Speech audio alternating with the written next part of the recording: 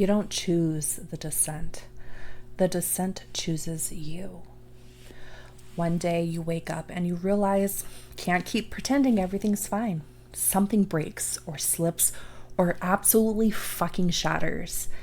It could come as a panic attack, the end of a relationship, the surfacing of trauma, or a silence so loud it feels like it is swallowing you whole. That is the moment the descent begins, and whether you realize it or not, you are standing at the gates of the underworld.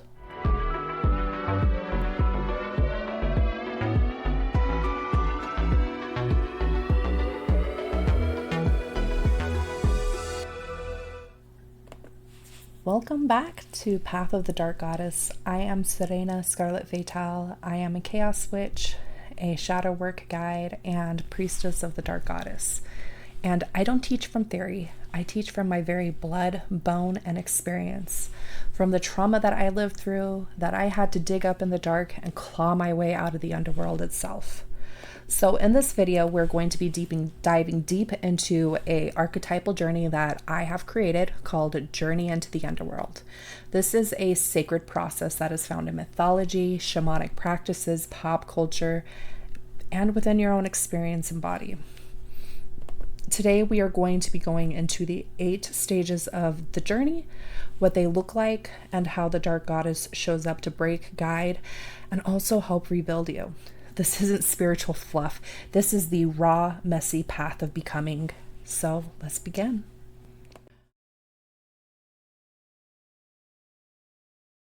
So in shamanic traditions, the underworld is not a place of punishment. It's not hell. It is a place of deep medicine. It is where the healer goes to confront spirits, speak with the dead, and also retrieve lost parts of the soul. And this is called a soul retrieval, which is where you do a descent or a deep dive into the subconscious to reclaim what trauma tried to take from you. So here's the thing. The underworld is a realm of the psyche.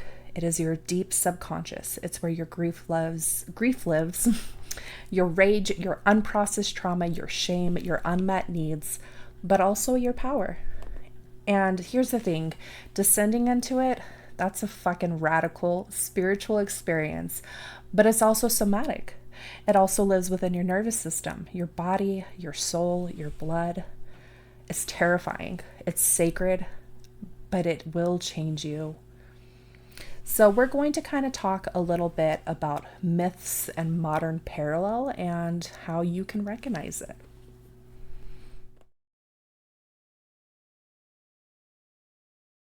Mythology has always kind of held this concept of descent into the underworld. So it's not a new thing. It's ancient. You see it in Inyana, where she descends into the underworld to face her sister words are hard. Agreshkiel. I'm not the best. I've talked about in previous. I have Gemini placements. Words come out funny. But before Inyana enters the underworld, she has to go through 7 gates. And at each one, she is stripped of something of hers. Her crown, her robe. She has to take off bits and pieces of her articles of clothing until she is naked, vulnerable, raw, and powerless in front of the Queen of Death, her sister. And then she had to die. And not just metaphorically, she was literally nailed to a hook and left to rot. And it was only after 3 days, with the help of her people, and they came to look for her. She said, if I don't come back, come find me. And she becomes reborn. But even after her rebirth, she isn't the same, you know. She isn't just the goddess of love. She's also the goddess of war and all sorts of stuff. So she has this duality about her. You know, this is a map of real transformation. You don't just descend and come back untouched. You are stripped down, you are broken, but you rise with a new power. You can even see it with Persephone. She is swallowed up by the earth. She is abducted and taken. But what happens is when she comes back the queen of the underworld. So she's not just a victim. She's a queen of the underworld. She doesn't, it's not poor Persephone. No, like she embodies and steps into this very powerful role. She ate the pomegranates. Some say she was tricked, some say it was a choice, whatever, there's so many different takes on it. But what happened was, after she ate these pomegranates and she became bound to the underworld, she also held life and death within her hands, and she became a cycle, a bridge between the living and the dead, between wintertime and spring, and she lived between the worlds in so many different phenomenal ways. Both stories have descent into it, not about damnation, but it was like initiations, and we see them over and over and over again, even in modern media. This is one of my favorite ones. I'm going to be like super honest. It's Moana. I might have a daughter. This might have been something we grew up with, but Moana was a very powerful movie for me because it was when I was going through a lot of these initiations. It's when I really started doing the work and digging in. And so it looks like a hero's journey, which is a reference to Joe Campbell, but there is a bit of a descent myth, like a lot more deeper than just the hero's journey. She is literally called by the ocean, by something ancient, but also by something within her. And nobody around her understands this call. Like, they don't get it. They want her to stay safe. They want her to stay small, predictable, to be within this role that they knew was just right for her. But like Inyana, she had to leave this role behind. She was the daughter, the future chief, the good girl, but she chose not to. She chose to cross that threshold, literally by sailing over the reef and out into the world and into the deep. And then she descends, not just metaphorically. She eventually has to dive into the realm of monsters, this super crazy, wild, glowing underworld. She literally goes into the underworld. And she ends up encountering all these scary creatures and these beasts that are disguised as shimmer and flash, but are really like super kind of creepy. And they hide behind these sparkles, and it's pretty crazy. And then you have Tiamat, the giant crab, which is like a gatekeeper and obsessed with glitter and ego and surface. And he ends up trying to distract her or devour her and to blind her with distractions. But she ends up escaping and also helping a demigod, which is pretty cool in the process. But she doesn't just escape physically. There is this spiritual aspect where she almost like, it's like she releases this trap of like false light. And then comes another descent where she has to confront Taka, the volcanic demon, the volcanic, dark goddess. This is one of my favorite parts, and like so dark goddess coded. And Takaj, this destroyer, and nobody can reach, and this is like the deepest gate, like the deepest part. And this is where things change, is that Moana moves past the fear, past the flame, past the rage, and sees what everybody forgot, and that Taka is actually Te Fiti, and that this monster is actually a goddess wrapped in grief. Something was taken from her. Her heart was literally ripped and from her chest, and she was in anger, she was in grief. But Moana walked forward and was singing, singing, not shouting, like literally just singing, and really whispered these true words of like, I know your name, I know who you are. And Moana restored not just the gods, but there was like this internal process for her. It wasn't just to restore everything, but there was this deep finding and like this deep truth. She was more than just a girl who crossed the ocean. She was also a woman who entered the dark, who saw the wound and chose to love it anyways. And she comes back to her village changed, not because she won, but because she remembered, and she brought back this lost part. She literally had to like get this lost part and, this lost soul part, this fractured soul, and return it back. And that's like so shamanic, soul retrieval coded. I love it. So that's just one of my favorites. We're going to get into another one that like really spoke loudly to me, and it is Rey from Star Wars in the later series. I know a lot of people didn't like it, but there was some pretty cool stuff, in my opinion, that was here. And so when we look at Rey, Rey was born into abandonment. She grew up alone on Jakku, I think it is, scavenging and waiting for her parents to return. They just dumped her off and left her. And she didn't know who she was or where she came from. And this like really haunted her. It was a core wound that she had. You know, who am I? Why was I left behind? And it followed her everywhere. It haunted her. So she ends up traveling to Achtu, and she ends up getting drawn to this mysterious cave. And when I was like reading and studying this, when I was like watching it, because I became very obsessed with this specific part, the director explained that the island, it kind of almost represented this balance of the force, where the land above was like the light side, but the cave beneath held the dark side. And that's pretty, there's a lot of symbolism, because the underworld is the subconscious, it is the shadow, it is the underworld. And Ray walks in even though she was warned not to. And she is in there and she faces like these mirrors. She sees these mirrors and she's like, show me my parents. And instead of getting that answer, she was just shown herself, this huge reflection of like multiple like just multiple mirrors, back. There was no lineage, there was no identity, there was just her, and she was alone. And it's a very powerful moment because it just strips everything away, and she doesn't get the answer she wants. She gets the truth that no one's coming to save her.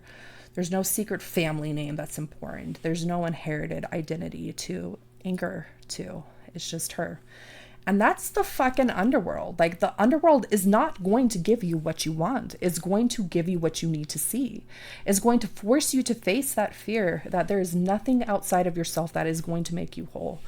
And then you're like, well, fuck, now what?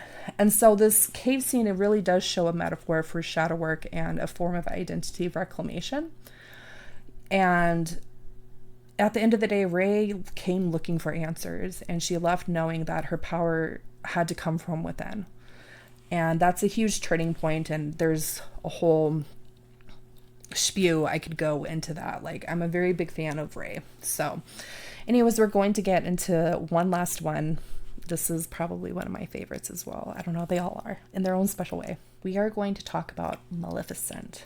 This is really broken down. There's a lot of layers, and we're talking about the newer movies that came out that were played by Angelina Jolie. This is like a pretty interesting story. So Maleficent, you know, and there's two movies, and I'm really consolidating this because I could break this movie down in like an entire hour-long dark goddess process, but we're not going to do that today. I might do it one day, but not today. So we look at it where, you know, she begins radiant, you know, and she's flying around, and she opens her heart to a man who promises devotion. He ends up betraying her, and he doesn't just betray her, he violates her. You know, he drugs her, he cuts her wings off, and he leaves her broken. And there is a really big signal to essay here. And, you know, it was this concept of false love, but also of severe violation of the body. And this is a fall. This is a fall that she partook, and she fell into the underworld. And this concept is where something sacred is stripped away and nothing feels safe again. Something in Maleficent Maleficent doesn't die, but something in her does. The girl she was, the light that she had, even though she's always kind of been dark, there was still something in her changed, and that part is gone. And she becomes this twisted, dark, angry, which justified rage, shadow of herself. She ends up cursing a child, she builds a thorn wall, she claims power, and she does like all this horrific stuff, but it is power shaped by grief, rage, and betrayal. Like, they made her a villain. This is like such a phenomenal display of, like, first off, there's no perfect victim, and second off, like, full-blown victim, like, blaming and, you know, scapegoating. Like, it's so hard, but yet she keeps getting wounded, and she keeps getting wounded again and again. And in the second one, she gets attacked, and she gets, I think, like in air, she gets attacked, and she descends even deeper. She ends up finding herself awoken into the underworld of Dark Fae, which is this like hidden realm underneath the earth. But here's the thing: is it is filled with others like her. And Maleficent finds something that was lost there. There is a lineage, there is a history, there is ancestral power, and the truth of who she really is. She's not evil, so to speak. She's exiled. She's not alone. She's part of something ancient, and actually she comes from like this lineage of a very old phoenix creature. She's very ancient, and she comes from this dark primordial energy of like almost creation. And during this she goes through another death of her old self, but she ends up going through as she rises as like a phoenix. So there's this destruction of self turning to ash and is reborn. And so I kind of slaughtered that. I know it, you guys, leave me alone. Like I said, I can make an entire long process of breaking this down. It's pretty powerful. So here's the thing. The dark goddess descends, not to be destroyed, but to remember who she is. You know, Maleficent's wings were taken. Her heart was shattered. Her soul was burned. But she rose. And when she did, she didn't just return with power. She reclaimed her sovereignty, and she stepped into this amazing role. So now that we have kind of looked at mythology and some pop culture references, let's hop into the actual archetypal steps of this journey. And also, let me know if you think there are any other movies or books or anything like that that is super dark goddess coded, because I would love to hear it and think about it and reflect on it. So let me know in the comments. But yeah, let's get going. Let's check out this descent.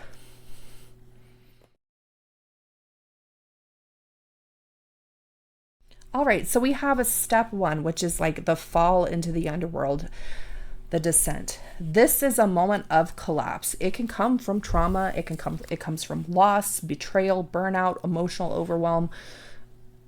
Whatever it happens, it's a moment that you realize that I can't keep going on like this. Like, it is that Ten of Wands moment, or not Ten of Wands, Ten of Swords moment, where like you just break. So we can see this with mythology. This is when Inyana had to descend into the underworld, and I know the reasonings behind it. She wanted to go pay grief to her dead brother, but anyways, this is like Psyche opening up this forbidden box, or Persephone being taken into the underworld and her innocence being shattered. We can see it when Moana is standing at the edge of the sea after failing and feeling alone. Maleficent waking up to find her wings stolen, betrayed, violated, all of that. So in real life, the fall could look like a traumatic event that knocks you out of your body, a breakdown after years of holding it together, a loss that reopens wounds, a relationship ending, or the moment that your entire life has just been built on survival. It is that breaking point. And the thing is this stage doesn't feel like enlightenment.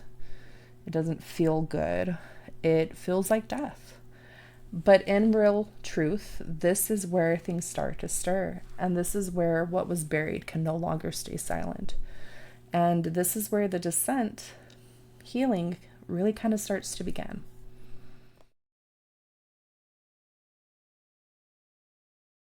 Next, we have step two, which is the crossroads.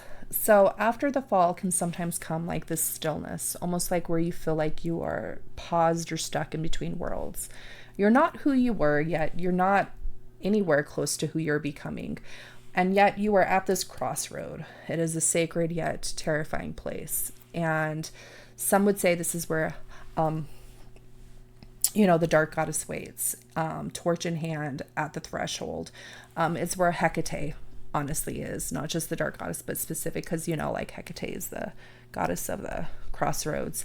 But it's where there is this threshold between what you've known and what you don't. And you almost have to make a choice. Continue the path that you've been on, or do something different. And this is unknown, and this is scary, and it's dark, and it's woo. But the thing is she doesn't necessarily pull you through. She's just there to stand witness. So when we look at this in a story, we have Ray, who's standing outside of the mirror cave, knowing something's calling, but unsure what she'll find. This is when Moana chooses to dive into the realm of the monsters, not knowing if she'll survive. She just knows she has to go in there. And shit, even Neo in the Matrix, holding the red pill or the blue pill. So in life, this is when you're faced with a choice. Are you going to just numb out, or are you going to face the truth? Are you going to stay in this relationship, this belief system, this coping pattern, or are you going to walk into the unknown? The crossroad often can sometimes come with a loss, like a sacrifice, because something has to be surrendered to make space for transformation. But it's also in the moment where you start those first steps to reclaiming your power, not necessarily by fixing anything, but by choosing to continue. It's just that choice that you're going to continue. You're going to continue down this dark path.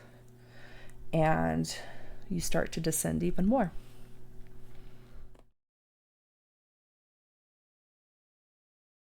Step 3. This is where you meet the demons. Once you cross this threshold, the shadows start to emerge. And this is a part where people will try to skip. But here's the thing is you can't bypass this.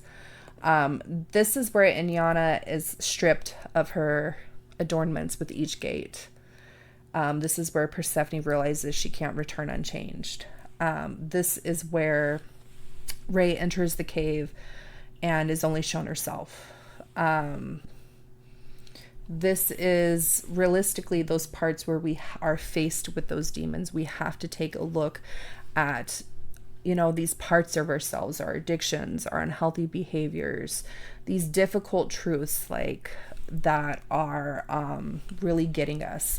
And so it's realistically where the shadow starts projecting through our actions, our behaviors. They could show up as panic attacks, intrusive thoughts, rage that explodes, flashbacks, these shame spirals, the self-sabotage. But here's the thing is I want to kind of just clarify, these demons aren't real. They're not real. They're not monsters. What they are is they're a part of you that you were never able to meet with safety or love. They are the parts of you that you were taught to reject, the grief that you never processed, the trauma that you hold within your body. And you're not here to fight them. You're here to face them, to stay with them, to feel, to witness. And I mean, realistically, these demons can show up in a lot of different ways. If like we're talking true subconscious, they can show up in dreams. They can show up in a lot of different manifestations. But what this is it's about learning how to, this part of the sacred work of calling your soul back home.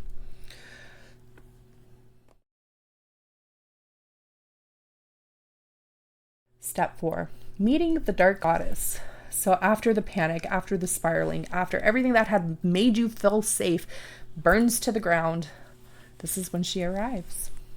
Not to rescue you, not to punish you, but to face you in your rawest form. So the dark goddess is an archetypal embodiment of everything repressed, silenced, or feared.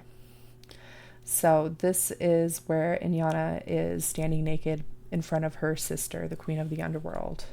And her sister does not soothe. She rages, she consumes. She's not happy. And in that moment, Inyana dies. Not just physically, but also symbolically. Her ego, her titles, her illusions, everything's stripped away. And this is in the point of the descent where the mask can no longer be held. It's when the grief hits in waves. It's when the rage starts to speak in full sentences. And where you're no longer just performing healing, you're deep within it. And so we can see this where Moana is walking towards Taka, Maleficent, when she comes down and returns to the dark fae and the realm and has to reclaim. But here's the thing, is the dark goddess doesn't inherently always offer comfort. She did for me. But there's truth. And she'll say, what are you hiding? Why haven't you grieved? Are you ready to see yourself truly? And when you answer her, even if it's silently, even if it's trembling, even if it's with fear, she's going to hand you something. She's going to hand you something amazing. Step 5, the lantern. And it's not what you expected. It's not inherently salvation. It's not being saved. And it might not even be full-blown clarity, but it is this lantern. It is a small flickering light in the darkness, just enough to see what is next. It is this illumination. It is this truth. And this is the gift of surviving the gaze of the dark goddess, of not turning on your pain. And this lantern represents this inner knowing that comes from embodiment. It is wisdom. It is this inner knowing. It is this truth. And this is kind of where things start to get better. This is where you have reached the very depths of everything and you start your return home. Not because you're better, but because you're carrying something real. So this could look like Moana when her grandmother shows up. This looks like Rey when she had that clarity, when she stepped out of like, she can't look back. She can't keep looking backward for answers. She only has to move forward. And so this lantern, like I said, it could be a moment of clarity. It could be reconnection with your body. You could literally receive a vision, a message, or a dream. I had one time a dream where a grandmother washed my hair in a stream.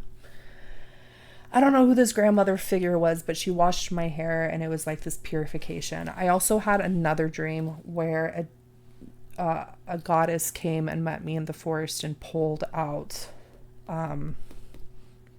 seed out of me, and maybe someday I'll share that story.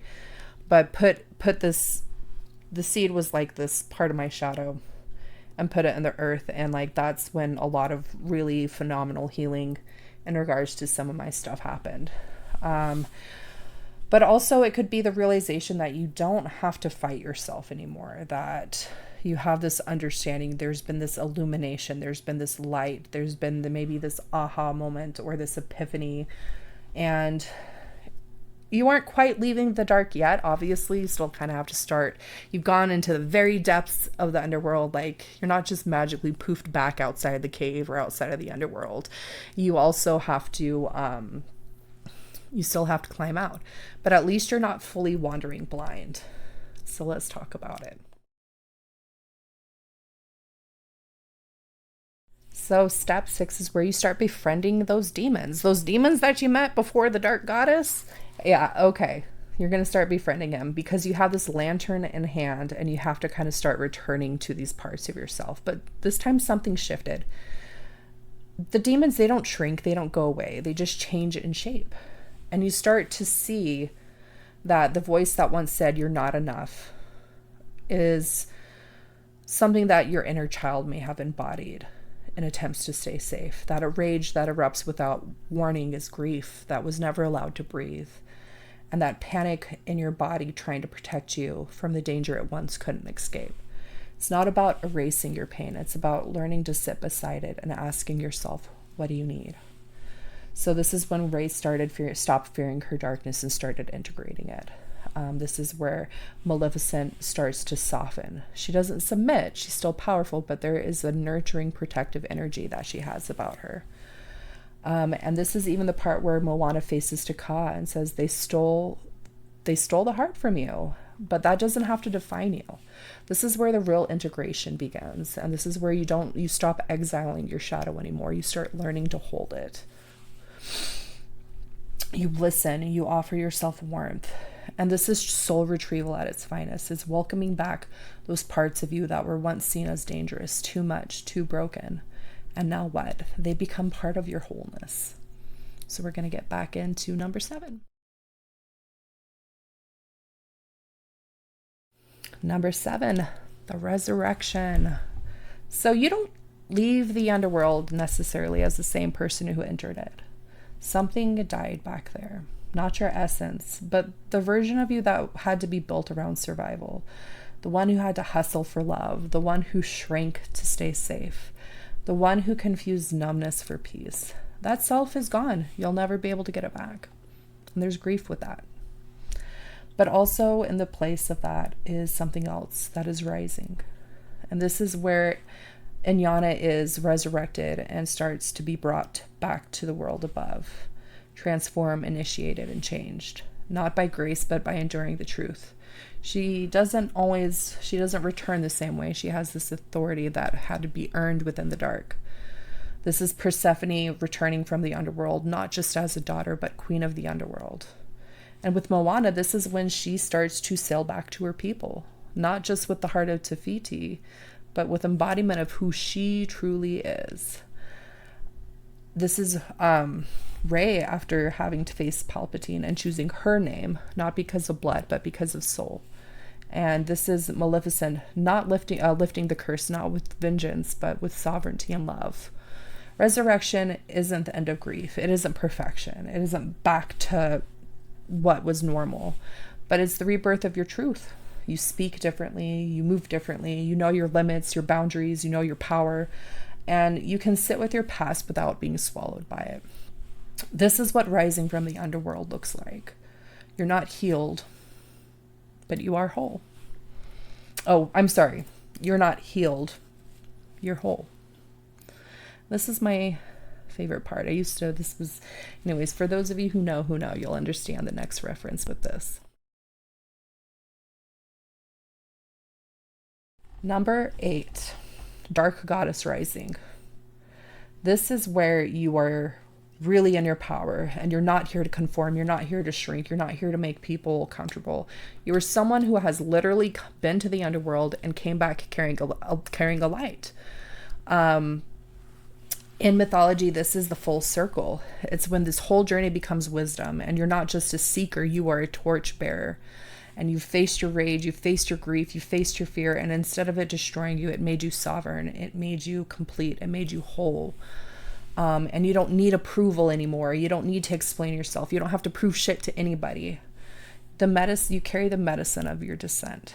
This is Persephone returning each spring, not as a victim, but as a seasonal guide of death and rebirth. This is Lilith, untamed and unapologetic. This is Kali, both the destroyer and the mother. And this is you walking forward with your voice intact, your intuition sharpened, and your soul reclaimed. And we can see this with Moana, where she becomes the wayfinder for her people. Like she comes back and she's not just the chief, but she is the wayfinder. She teaches them how to sail again like their ancestors. This is Rey choosing the name Skywalker because it's not because it's inherited, but she claims it as, you know what, I am a Skywalker. Like, this is what I choose to be. This is what I'm going to embody, and I get to choose who I am. I don't have to inherit that family generational bullshit. I can choose who I am. You're not here to go back to sleep. You're not here to make yourself smaller. You're here to guide also others, not by preaching, but embodying the truth of your own becoming. You are the dark goddess rising, and you're not going to go back to who you were. You're not going to become palpable, but you're here to become a living myth. You are the lantern, you are the guide, and you also become the medicine you once needed. And it's fucking powerful. And one of the biggest things that I talk about is a lot of people come to me and they're like, oh my God. And I'm like, you know what? Like, I'm just here. Like, I have my torch. I have my lantern. And, you know, I'm here to guide you as being a lighthouse. And, you know, one person heals, and then we become a guide and we help light other people's flames. And then they help light other people's flames. And so how a little spark, we can become a bonfire of healing for for everybody, and it just gets passed on. And so part of this process is learning how to be of service. And I actually go into some really cool stuff. I'll have to explain. I'll probably explain it in the Dark Goddess archetype, one that I'm going to be doing here soon. But there is a part of our healing, and it's attached to Chiron, where, you know, as we heal others, and as we heal others, we heal ourselves. And there is this powerful medicine of Chiron where we heal others through our wounds. We heal others through, and not like by bleeding on them, but we find healing of our own wounds when we are of service to others. And when we are being of service to others, we find relief in our wounds. And so there is this power of getting to a point where you can help other people heal. You can help other people by just being inspiration, by just being a light. And so just know that there's always someone out there still in the dark who might need someone like you to show up and show them the way, just by simply existing, by just simply your kindness, by simply living your authentic truth. So there it is, the journey, the descent, the unraveling, the meeting your shadow, the death, the rebirth, the return. But here's the thing, it's not a one-time experience. It's a spiral. You don't just walk at once and emerge finished. You will return again, and again and again. But here's the thing is with each time there is a deeper, wiser, more embodied self for you to discover. And each time you will continue to shed more and reclaim more of what always was. And it gets easier. As you peel back these layers, as you get that shedding, it is a journey of unfolding. That is what shadow work is. That is what life is it is a journey of growth and unfolding. And it's fucking sacred and beautiful. And it doesn't end, it evolves. And like I said, you eventually realize you're not just walking this path for yourself. You walk it so that you can carry a light for others. It could be, intergenerational trauma for healing for the children in your family. It could be your friends, your community. It could be so many different ways. And you walk it so that you can carry the light for others. And you become someone who knows how to help other people down. And you don't have to become like a therapist or a healer. Like, fuck, you could do comedy, you could make music. Like, there's so many different ways that we can speak our truth and our healing and our experience, and it touch and resonate and help other people. And sometimes we don't even realize it, so wherever you are in the spiral, maybe you're falling, maybe you're facing, maybe you're coming your way back out, you're not alone. You are becoming. And if this spoke to you, don't forget to subscribe to my channel. Give it a like, drop a comment, and you can find more resources and writings and stuff on my website. You can join my email list. So just check out the information below. And I just want to let you guys know that you're not just surviving the dark. You are learning how to light it up from the inside. And if nobody told you this today, you are enough, you are loved, and you are complete and whole. You are not a burden, and you're fucking amazing. So I will see you guys on the next video.